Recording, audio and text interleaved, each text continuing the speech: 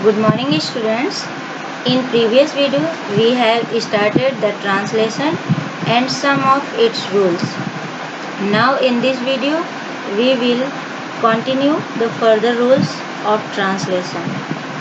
If you have not yet watched the previous video, kindly watch it first. Link for the video in the description box is given. So let's start with the use of positive verbs. Positive verbs. The verbs which force anyone to do any work or are called positive verbs. The verbs are get, have, make, cause. Positive verbs वो होती हैं जो किसी व्यक्ति को मजबूर करती हैं किसी काम को करने के लिए। इनके रूप में गेट, हैव, मेक और कॉज का प्रयोग करते हैं। रूल नंबर 1, सब्जेक्ट शैल या विल प्लस हैव या get plus object, third form of verb plus complement. जैसा एग्जाम्पल में दिखाया है, मैं सिंगुलर नंबर और प्लूरल दोनों के रूप में यूज होता है। मैं उससे कहानी लिखवाऊंगा। यहाँ पे फोर्स किया जा रहा है सेकंड पर्सन थर्ड पर्सन को कि वो कहानी लिखेगा। मैं उसको इतना मजबूर करूंगा कि वो काम करे। I shall get a story written by him. Next rule number 2, subject plus made plus object plus first form of verb. इसमें भी मेड फोर्स के लिए यूज किया गया है। मैं उसे रुलाऊंगा। यहाँ पे रुलाने की प्रक्रिया किसी दूसरे व्यक्ति के द्वारा की जा रही है, जैसा आप एग्जाम्पल में देख सकते हैं।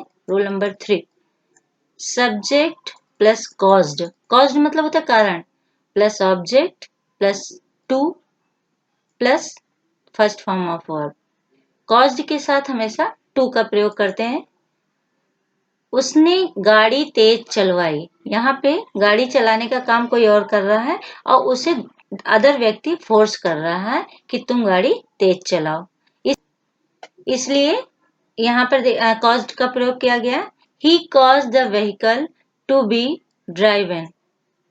कॉज्ड के साथ में टू बी का प्रयोग किया गया है। और फास्ट मतलब उसको फोर्स किया गया कि वो गाड़ी कैसे चलाए, तेज चलाए। एक्सरसाइज दी हुई है, ये आपको करनी है। इसके बाद next, use of it. It और देयर दोनों ही ऐसे सब्जेक्ट्स हैं जो प्रारंभ में प्रयोग किए जाते हैं। It is used before be verb in positive sentence. It is used to denote weather, time, day, seasons and month. It is also used to denote non-living things. बच्चों यहाँ पर बताया गया है कि it का प्रयोग किसी भी ऐसे सेंटेंस में किया जाता है जहाँ पे कोई प्रॉपर सब्जेक्ट ना हो। इसका प्रयोग ज्यादातर समय के लिए करते हैं, दिन के लिए करते हैं, मौसम बता के लिए, या फिर किसी मंथ महीने को डिनोट करने के लिए किया जाता है। इसका कहीं कहीं पर नॉन लिविंग थिंग्स के लिए भी प्रयोग करते हैं। इसका प्रयोग सब्जेक्ट के रूप में होता है, लेकिन उस वाक्य में इसका अपना कोई अस्तित्व नहीं होता, इसलिए ये एक डमी सब्जेक्ट कहलाता है। जैसा रूल में है, it plus verb plus complement. Example देखिए, आज बहुत सर्दी है। यहाँ पे सर्दी वैसे मेन सब्जेक्ट है, लेकिन यहाँ पे इसको हम सब्जेक्ट के रूप में यूज नहीं कर सकते, इसलिए यहाँ पे इट का प्रयोग हुआ है। It is very cold today. Second example में भी वही है, बारिश हो रही है। क्योंकि बारिश एक प्रॉपर सब्जेक्ट नहीं है, इसलिए इसके पहले हमने इट सब्जेक्ट का प्रयोग किया, तो यहाँ पे सेंटेंस बना it is raining. Negative sentence में आपको पता ही है, हमेशा हेल्पिंग वर्ब के बाद नॉट का प्रयोग किया जाता है। सो यहाँ पर भी subject plus verb plus not plus complement. आज मंगलवार नहीं है। यहाँ पर भी मंगलवार वैसे माना जाए तो सब्जेक्ट है, लेकिन यहाँ पे प्रॉपर उसका यूज नहीं कर सकते, इसलिए हमने यहाँ पे इट का प्रयोग किया सब्जेक्ट के रूप में। तो it is not Tuesday today. इसी तरीके से इंट्रोगेटिव सेंटेंस। बच्चों आपको पता होगा कि इंट्रोगेटिव सेंटेंसेस दो प्रकार के होते हैं। एक में क्वेश्चन वर्ड पहले आता है और एक ऐसा होता है जिसमें क्वेश्चन वर्ड वाक्य के बीच में आता है।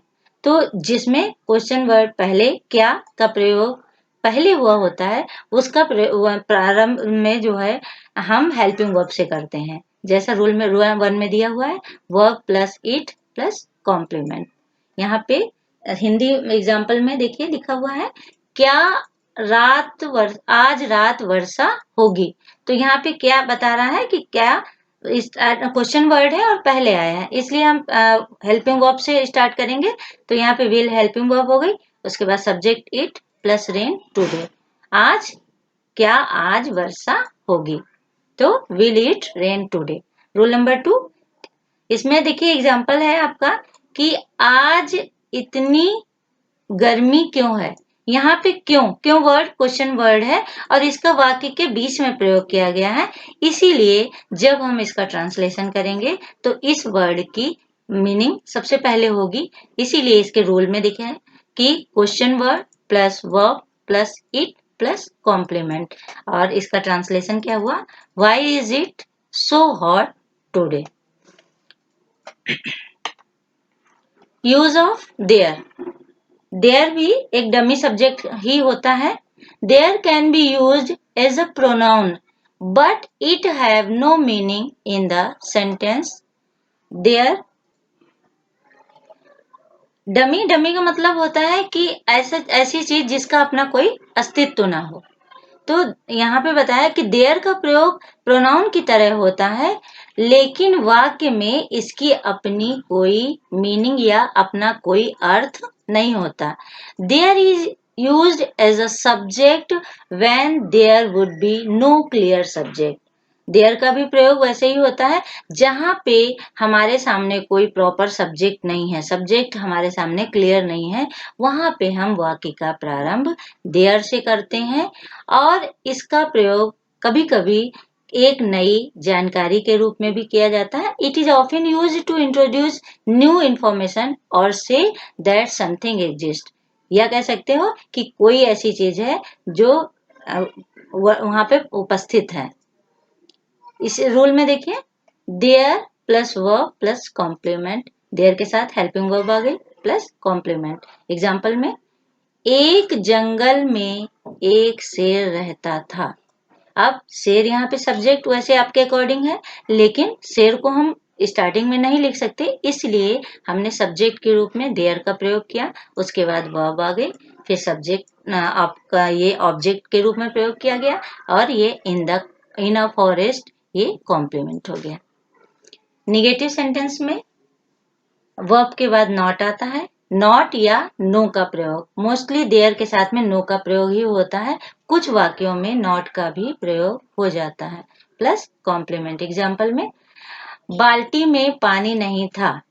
अब देखिए, बाल्टी वैसे सब्जेक्ट है लेकिन ये प्रॉपर नहीं है, इसलिए हमने यहाँ पे सब्जेक्ट के स्थान पे देयर का प्रयोग किया।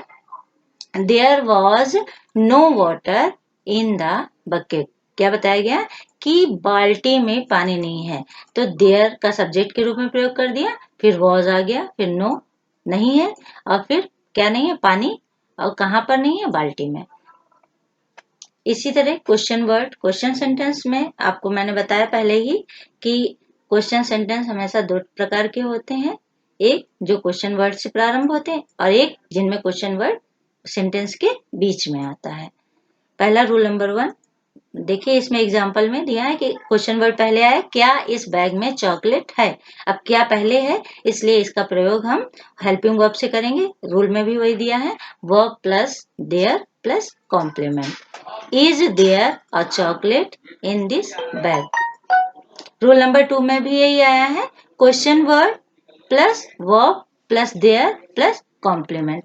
इसमें भी सेंटेंस में देखिए, इस जंगल में जानवर क्यों नहीं है। यहाँ पे क्यों क्वेश्चन वर्ड है और इसका प्रयोग वाक्य के बीच में किया गया है, इसीलिए जब हम ट्रांसलेशन करेंगे तो इस शब्द को सबसे पहले लिखेंगे, उसके बाद इसके अकॉर्डिंग हेल्पिंग वर्ब आगे सब्जेक्ट के according plus there plus negative word plus object और प्लस कॉम्प्लीमेंट। तो सेंटेंस क्या बना कि कि इस जंगल में जानवर क्यों नहीं है। इसका ट्रांसलेशन क्या बना, why are there no animal in this forest.